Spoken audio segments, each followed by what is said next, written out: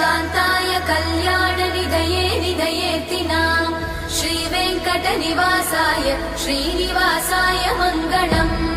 लक्ष्मी सविभ्रमालोक सुभ्रूविभ्रमचक्षुषे चक्षुषे सर्वलोकानां वेङ्कटेशाय मङ्गलम् श्रीवेङ्कटाद्रिशृङ्गाग्रमङ्गलाभरणाग्रये मङ्गलानां निवासाय श्रीनिवासाय मङ्गलम् सर्वावयव सौन्दर्य सम्पदा सर्वचेतसां सदा सम्मोहनायास्तु वेङ्कटेशाय मङ्गलम्